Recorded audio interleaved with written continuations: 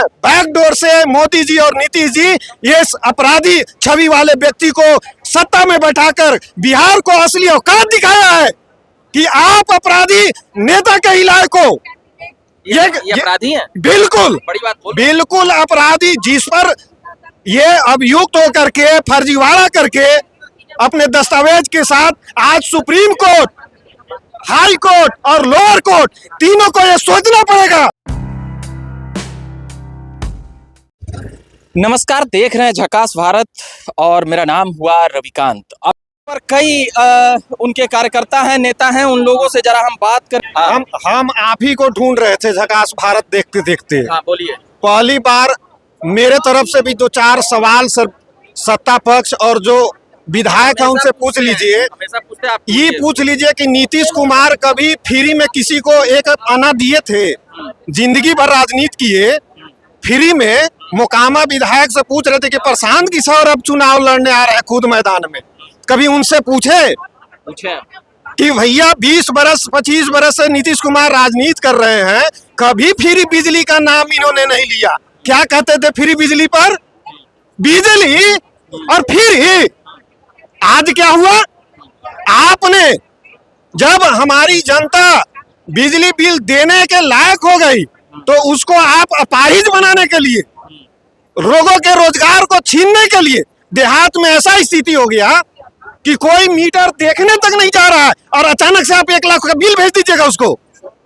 ये स्थिति है। मैं आपके टोन में ही पूछना चाह रहा हूँ कि आप 1 लाख का बिल आया है आपके? बिल्कुल मेरा नहीं आया, लेकिन मैं समाज में हूँ, राजनीति में हूँ। बहुत सारे ऐसे लोग हैं जहां पर एक मैकेनिक नहीं पहुंच पा रहा है।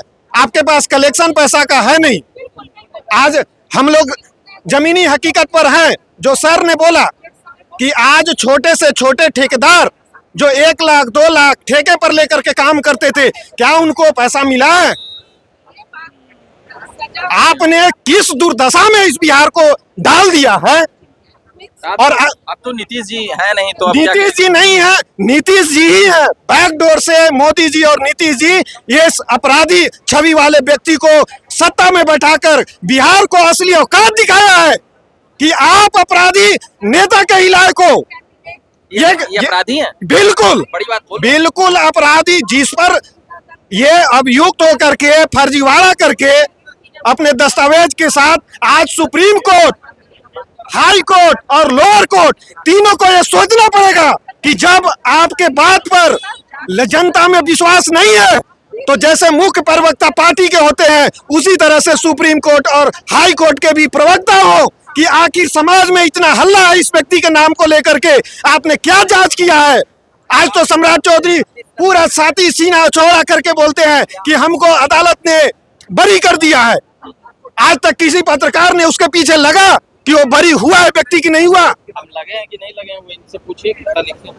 मैं आपसे पूछना चाह रहा हूँ, सिर्फ मेरा एक सवाल का जवाब दीजिए कि जब आप उन नेताओं से कटाक्ष की बात पूछते हैं कि पाकीपुर से प्रशांत किशोर जी चुनाव लड़ रहे हैं, क्या उनसे सब सवाल होता है कि नीतीश कुमार ने अपने पूरे जीवन काल में सत्ता में बने रहने के लिए ऐसा निर्णय और इतनी बार पलटी मारा है? इसके बारे में राजनीतिक सिद्धांत आपका क्या कहता है? आप तो प्रशांत किशोर से भी तगड़ा बोलते हैं। प्रशांत किशोर जी से तगड़ा नहीं, मैं उनका पक्का सिपाही हूँ।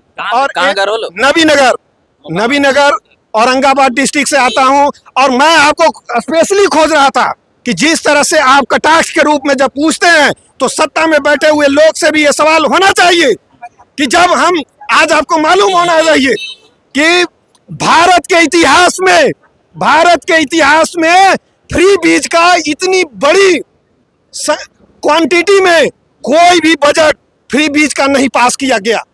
जो बिहार के, आप कहते हैं प्रशांत किशोर ने क्या हासिल किया? अरे सीट पर क्यों जाते हो? महात्मा गांधी कौन सा जनता के चुने हुए प्रतिनिधि थे? उन्होंने अपने बलबूते भारत को आजाद कराया। आज उनकी जो गरिमामयी उपस्थिति हर जगह होती है, क्या वो सत्ता में थे? सत्ता को उन्होंने लात मार दिया। आप जब हर क्षेत्र में, पत्रकारिता के क्षेत्र में हो, हम कार्यकर्ता के क्षेत्र में हैं, जब हर तरफ से लोग, अच्छे लोग दबाव बनाएंगे गलत लोगों पर, तब जाकर के हमारा समाज सुधरेगा।